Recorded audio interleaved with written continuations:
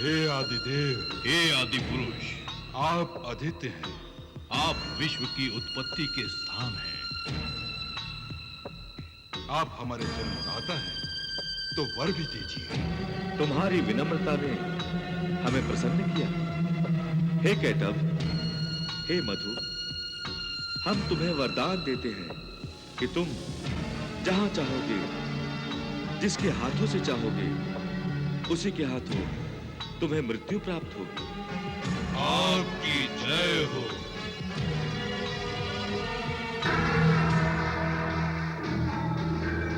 बेटो, हाँ मधु। वो कौन है? वो कोई तेजस्वी पुरुष लगता है मधु। उसे देखकर मेरे पेट में कुछ होने लगा है। चलो इसे खाते हैं। प्रभु मेरी रक्षा करो, प्रभु मेरी रक्षा करो, प्रभु मेरी रक्षा करो। हे अनादि अनंत महातेजस्वी विराट पुरुष, मधु और कैटव नाम के दो असुर मेरी जान के पीछे पड़े हैं। प्रभु प्रभु मुझे बचा लीजिए, मेरी रक्षा कीजिए।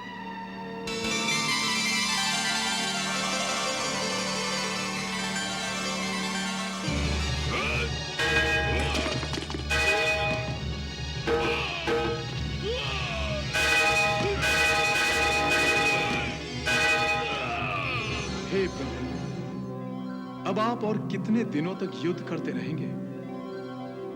ये कैसी लीला है आपकी? आदि पुरुष विराट पुरुष ने आप ही के रूप में अवतार लिया है। वास्तव में मैं और ब्रह्मदेव भी आप ही के रूप हैं। हे प्रभु, ब्रह्मदेव को सृष्टि करनी है। जब तक आप इन दोनों असुरों का विनाश नहीं करेंगे, तब तक इस सृष्टि का निर्माण कार्य आरंभ कैसे होगा?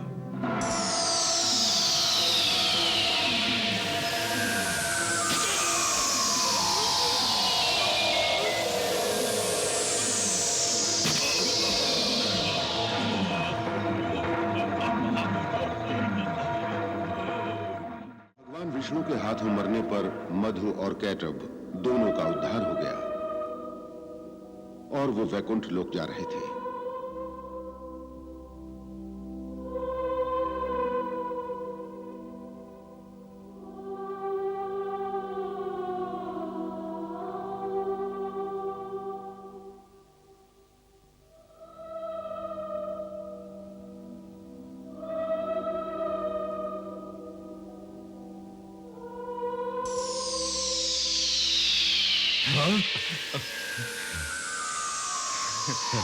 कैटव, ये कैसा चमत्कार है? ये चमत्कार नहीं,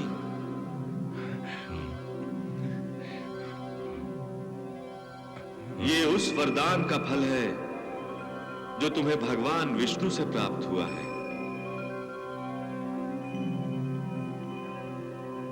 उनके स्पर्श मात्र से ही तुम पावन हो गए हो, इसलिए इस समय यहां हो।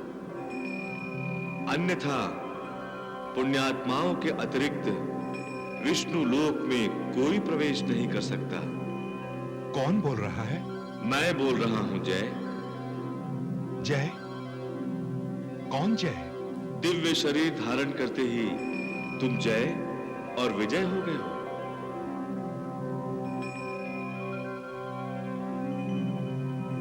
चकित क्यों हो रहे हो?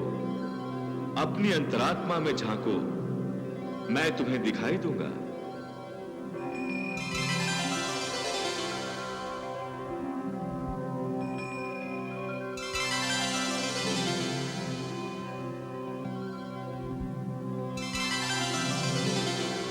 प्रभु, आप कौन हैं?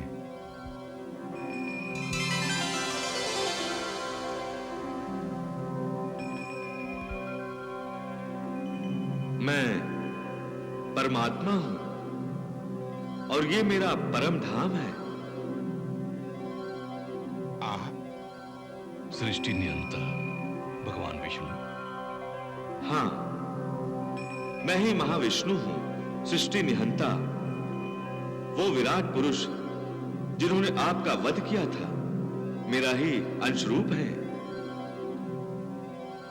मैं जगत पिता हूं।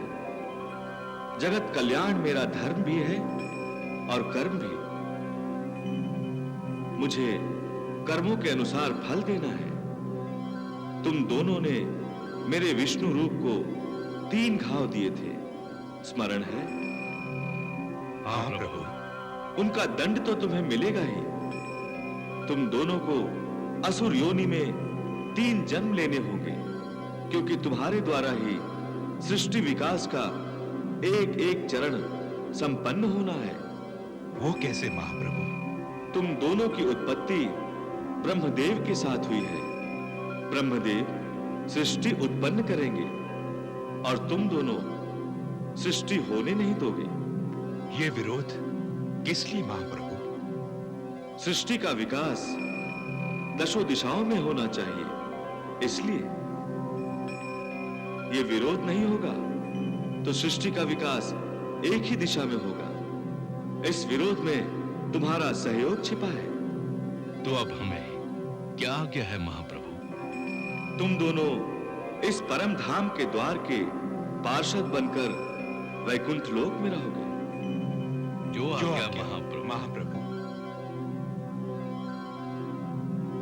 इस प्रकार मधु कैटभ का उद्धार हुआ और वो जय विजय बनकर वैकुंठ धाम के पार्षद बन गए।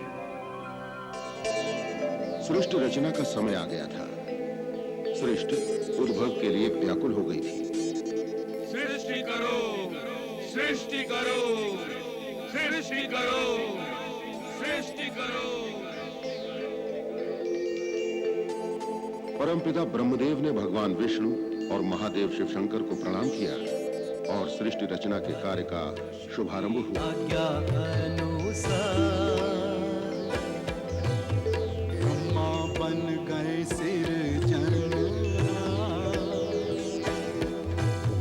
सर्वप्रथम उत्पन्न किए ऋषि चार, सनक सनंदन सनातन सनत कुमार।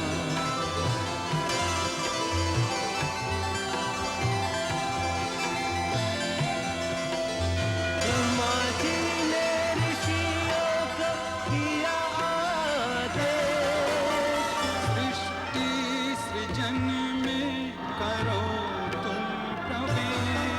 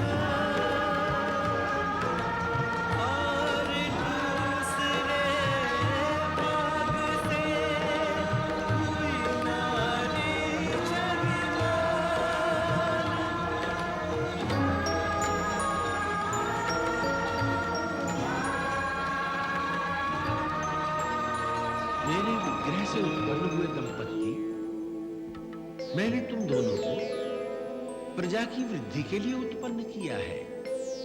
मेरा नाम क्या है प्रभु? तुम्हारा नाम मनु है। और मेरा नाम प्रभु शत्रुपा।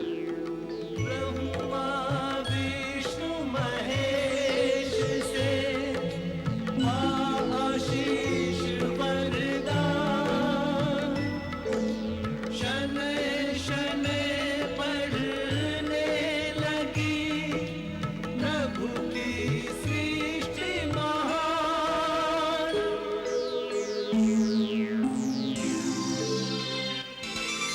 नारायण नारायण। विश्वनाथ भगवान शिव शंकर की जय हो। प्रणाम भोलेनाथ। तुम्हारा कल्याण हो देवर्षि। हे शंका निवारण करता परमात्मा। अच्छा, तो किसी शंका से बंधे यहाँ आए हो नारद? आप तो अंतर्यामी हैं प्रभु। मेरा मन बहुत विचलित है। मुझसे पिता श्री ब्रह्मदेव का अनादर हो गया है।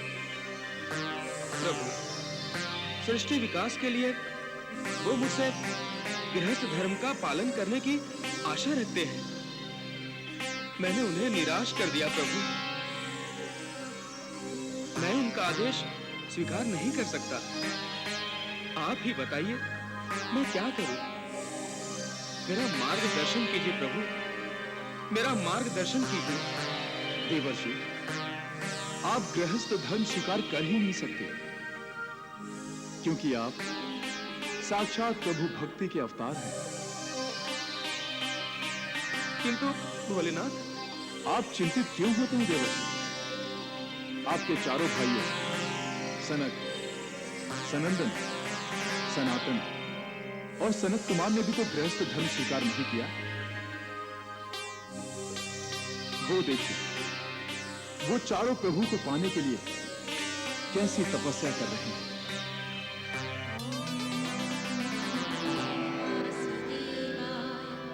ओम नमो भगवते वासुदेवाय।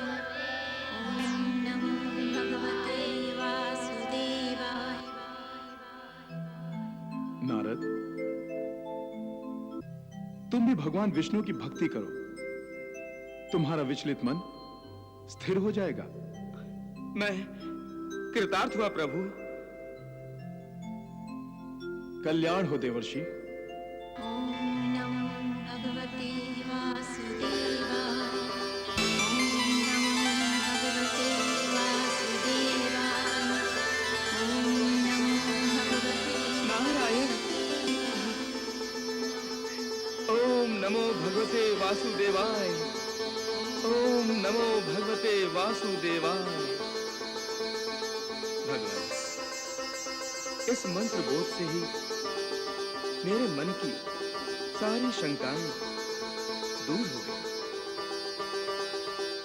नारायण नारायण नारायण नारायण। ओम नमो भगवते वासुदेवाय।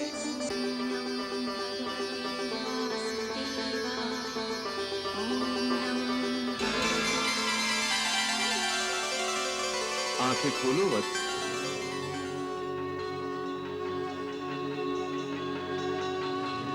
आपने हमारी प्रार्थना सुन ली प्रभु। हाँ, आपके दर्शनों से हमारी तपस्या सफल हो गई प्रभु। आपको बार बार प्रणाम। हे ऋषि कुमारों, आप चारों ने मुझे प्रसन्न किया।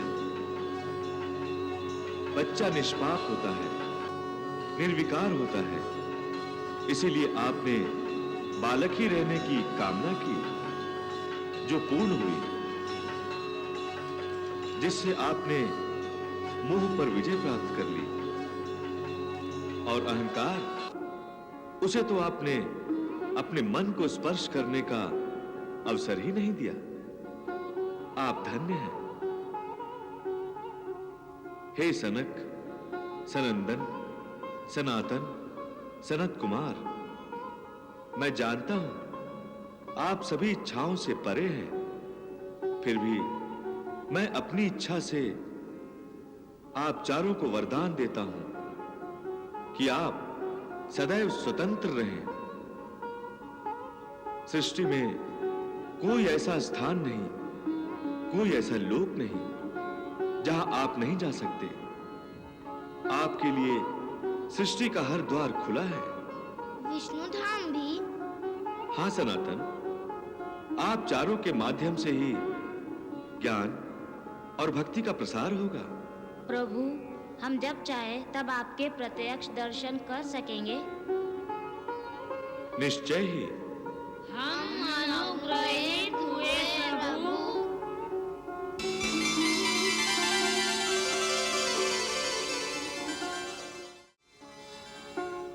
परमपिता, मेरा कष्ट निवारण कीजिए।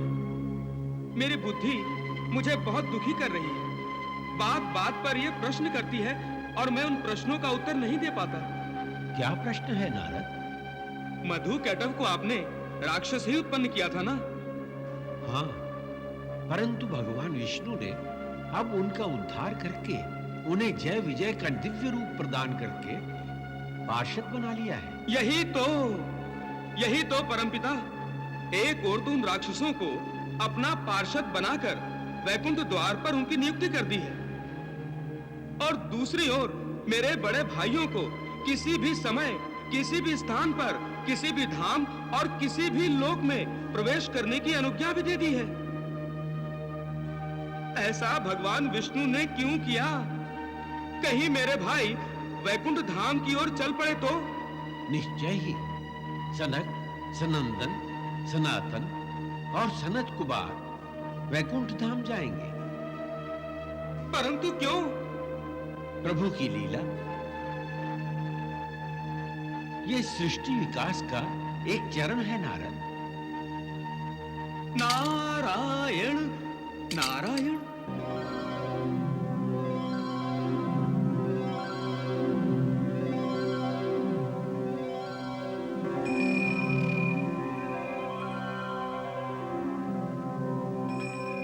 रुक क्यों गए? हमें वरदान प्राप्त है। हम किसी भी समय प्रभु के प्रत्यक्ष दर्शन कर सकते हैं। चलो भीतर चलो। ऋषिवरों, हम क्षमा चाहते हैं। हम इस समय आपको भीतर नहीं जाने देंगे।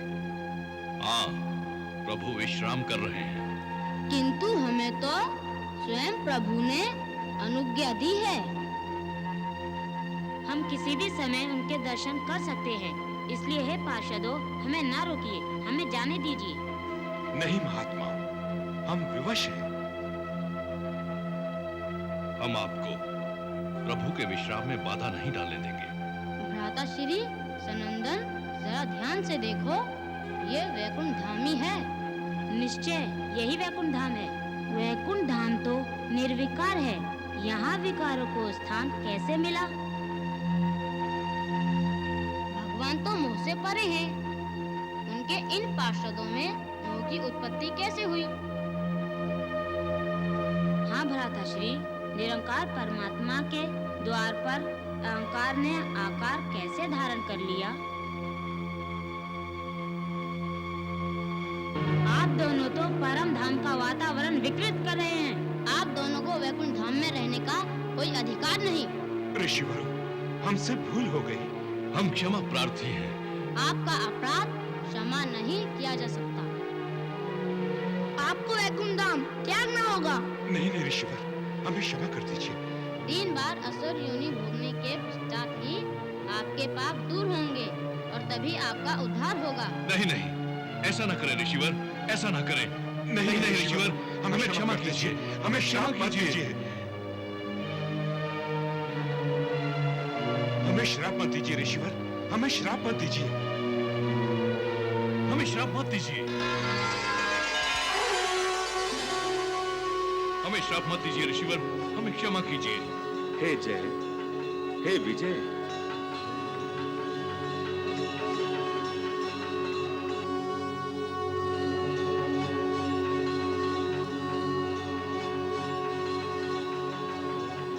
निराश होने की आवश्यकता नहीं है पार्षद।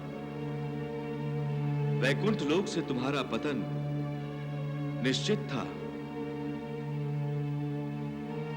सनक, सनंदन, सनातन और सनत कुमार तो केवल इस पतन का माध्यम बन गए।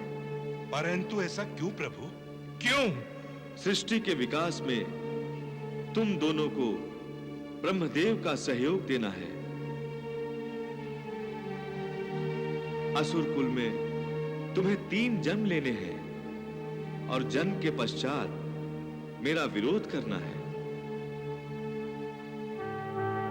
इस प्रकार सब लोगों में धर्म के महात्म्य को बताने में अप्रत्यक्ष रूप से मुझे तुम्हारी सहायता मिलेगी। इसलिए हे जय, हे विजय, इन ऋषियों के शाप को वरदान समझकर स्वीकार करो। जो आज्ञा प्रभु।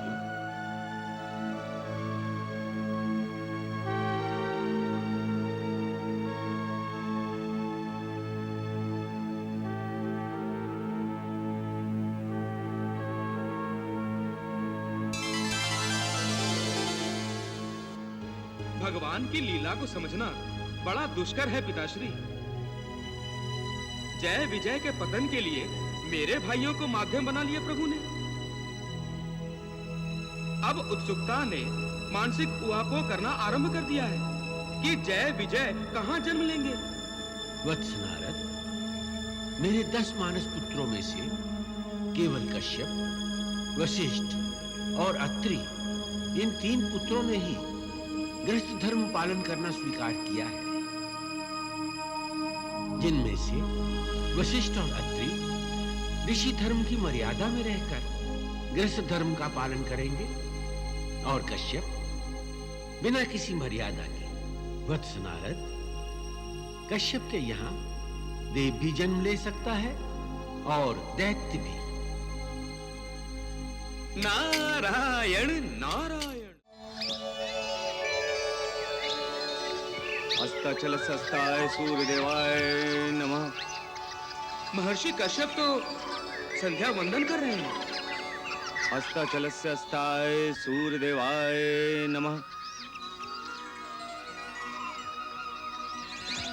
अस्ताचलस्ताय सूर्यदेवाय नमः।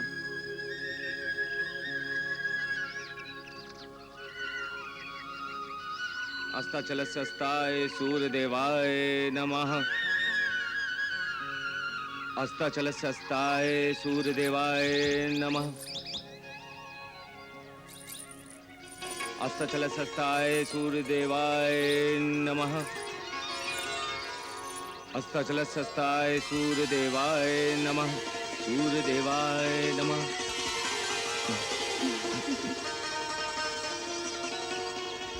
अरे क्या है देवी?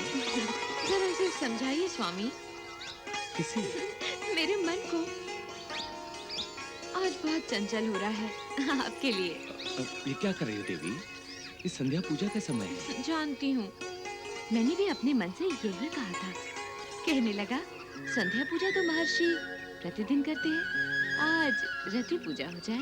छी छी छी छी छी छी। ऐसी विलासपूर्ण भावना और इस समय ये रुद्रदेव का समय है देवी। इस समय उन्हीं के गण भूत प्रेत पिशाच भ्रमण करते हैं। आज हम भी भ्रमण करेंगे उनके साथ। आइए ना। क्या कर रही हो दीदी? छोड़ो ना। क्यों पाप को निमंत्रण दे रही हो? पाप को निमंत्रण? पति पत्नी का प्रेम कभी पाप होता है क्या? ठीक है, मुझे संध्या तो कर लेने दो। इस समय आप संध्या से ध्यान हटाइए और दीदी पर ध्यान लगाइए। आइए ना, आइए। अरे सुनो ना। आइए, आइए ना। मेरी बात तो सुनो। ये समय उचित नहीं है दीदी। दीदी मेरी बात सुनो।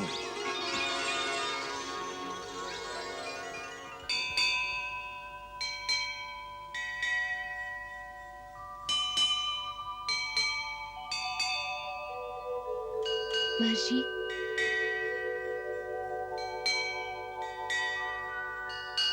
फिर से पूजा? प्रातःकाल की पूजा तो आप पूर्ण कर चुके थे। देवी, मेरी पहली पूजा पुण्य के लिए थी। अब मेरी पूजा अर्चना पाप नाश के लिए है। आपने कौन सा पाप किया?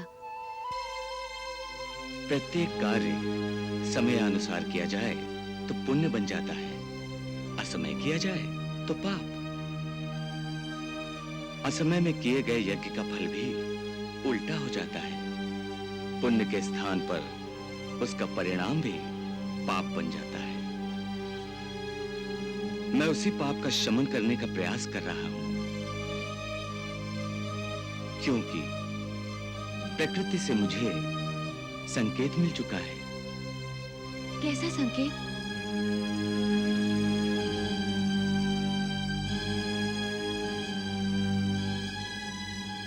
देवी, तुम दो भयंकर असुरों को जन्म देने जा रही हो।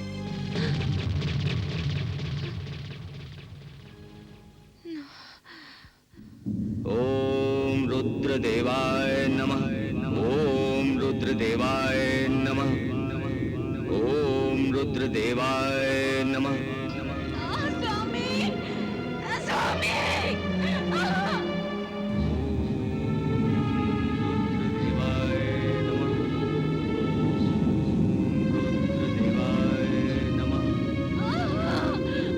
स्वामी,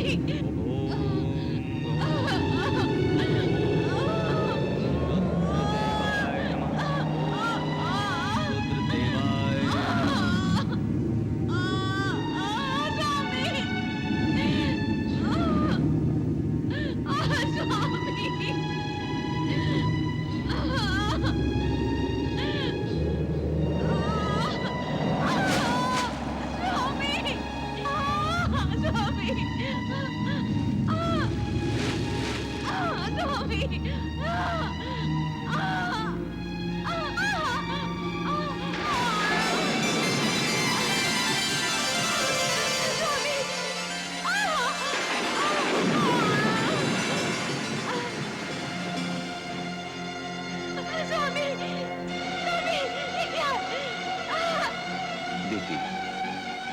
तुम्हारे शारीरिक कष्ट का यह अंतिम समय है, परंतु विश्व के कष्ट का समय आरंभ हो चुका है।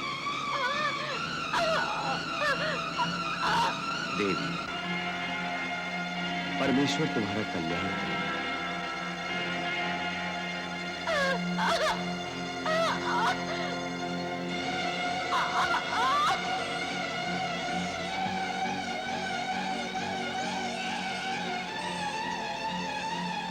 देवी, तुम्हारी संतान तीनों लोगों के लिए कष्टदायी है।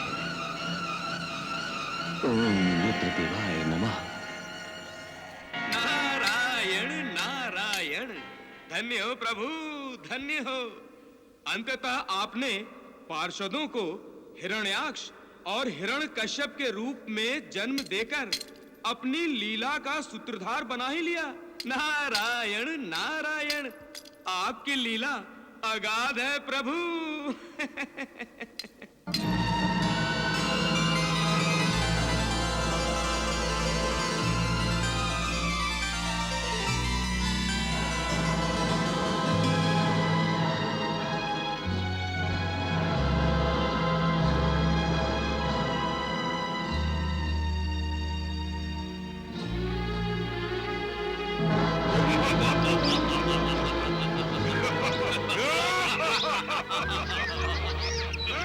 महर्षि, महर्षि, ये शिशु देखते ही देखते युवक कैसे हो गए? पाप ऐसे ही बड़ा होता है देवी। ये असुर विश्व पर अनर्थ करने के लिए ही उत्पन्न हुए।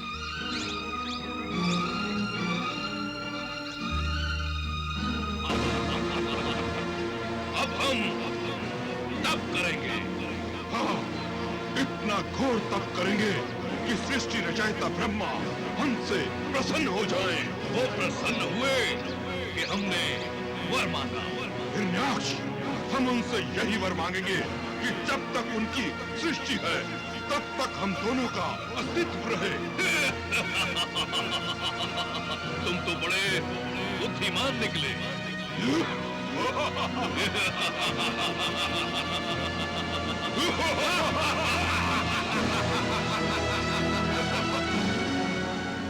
पिता, पिताश्री, क्या आपकी रचित इस सृष्टि में नियमों के लिए कोई स्थान नहीं? रचनाकार जब भी किसी चीज की रचना करता है तो उसकी सुरक्षा भी सोचता है, और बिना नियमों के तो सृष्टि भी नहीं चलेगी। तो ये क्यों कर संभव है कि कल तक जो आपको अपना भोजन समझता था, खाना चाहता था आपको, आज वो ही आपसे कुछ पाने के लिए तपस्या कर रहा है? नारायण नारायण। तुम मधुकैटभ अर्थात जय विजय अर्थात हिरण्याक्ष और हिरण्यकश्यप की बात कर रहे हो? हाँ। वो तो उस समय मोह में ग्रस्त थे और आज वो अंधकार में भटक रहे हैं। ये ना अपने आप को जानते हैं और ना ही इस समय हम उन्हें स्मरण है। वो तो भगवान की कठपुतलियां बनकर नाच रहे हैं। दोनों केवल इंद्रियों के सुख के पीछे भाग रहे हैं और उनका काल उन्हें खाने के लिए उनके पीछे दौड़ रहा है। वत्स नारद, ये दौड़ तो कई जन्मों तक चलेगी। उस दौड़ का अंत क्या होगा? ये तो प्रभु ही जाने। नारायण नारायण। ओम ब्रह्मणे नमः। ओम ब्रह्मणे नमः। ओम ब्रह्मणे नमः। ओम ब्रह्मणे नमः। ओम ब्रह्मणे नमः। ओम ब्रह्मणे नमः। ओम ब्रह्मणे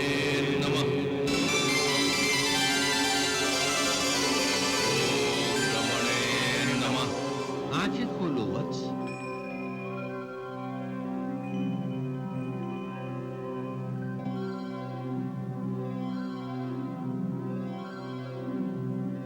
तुम्हारा तप सफल हुआ। वर मांगो।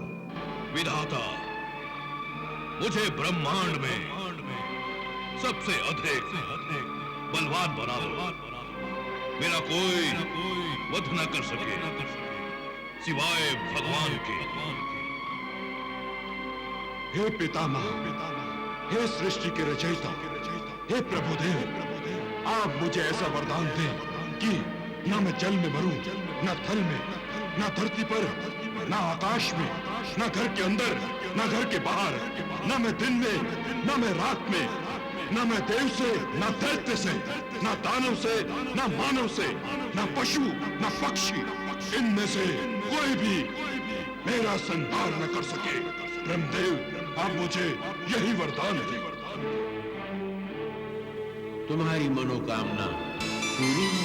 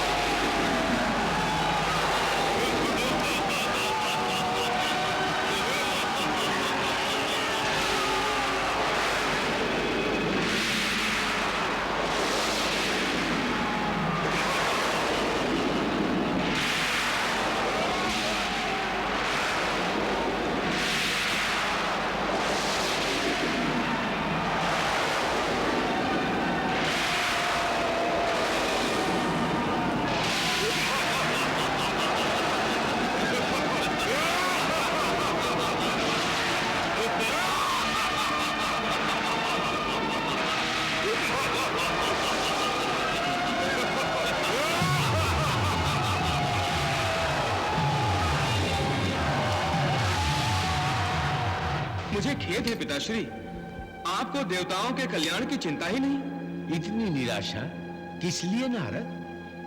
पिताश्री, यदि भगवान की लीला में आपका सहायक होना परम आवश्यक है, तो देवताओं की सुख शांति को ध्यान में रखना भी आपके लिए आवश्यक है। हम सबके प्रभु तो आप ही है ना। इतने व्यथित क्यों हो नारद? क्या बताऊं पिताश्री, मुझसे इन देवताओं की दुर्दशा नहीं देखी जाती। चारों दिशाओं में भागे फिर रहे हैं ये, कोई रक्षा करने वाला नहीं, और स्वयं इतने बलशाली है नहीं कि हिरण्याक्ष और हिरण्यकश्यप का सामना कर सके। और उस पर आपने उन्हें ऐसे वरदान दे दिए कि वो जो चाहे सो करे, वो जिस लोक में चाहे उसके स्वामी बन जाए। सारी सृष्टि समाप्त कर देंगे वो तो। पिताश्री, दैविक सृष्टि का विनाश तो अब निश्चित है। नारायण नारायण। तुम प्रभु की अलौकिकता नहीं जानते, इसी कारण इतने भयभीत हो। स्थिति वैसी ही है विधाता। वो देखिए ना, देखिए, दुराचारी उन्मत्त हिरण्याक्ष कैसे आतंक मचा रहा है। स्वर्ग लोक विजय करके मन नहीं भरा उसका, अब पृथ्वी के पीछे पड़ गया है। ऐसे में सृष्टि कैसे संभव है विधाता? अपितु जो भी सृष्टि अभी तक हुई है उसका अस्तित्व भी संकट में पड़ गया है। नारायण नारायण। नहीं वत्स नारद, सृष्टि तो होगी ही, होनी ही है।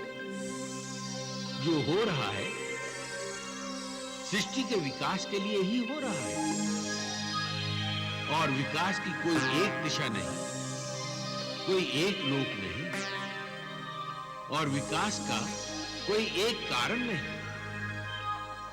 कारण भी वही प्रभु बनाते हैं और कार्य भी वही है। मेरा तो नाम दिया है उन्होंने, सृष्टिकर्ता। यथार्थ में कर्ता वही है। वो जो भी करते हैं अपनी सृष्टि को ध्यान में रख के करते हैं। उन पर विश्वास करें, उनकी लीला अगम्य है। नारायण नारायण।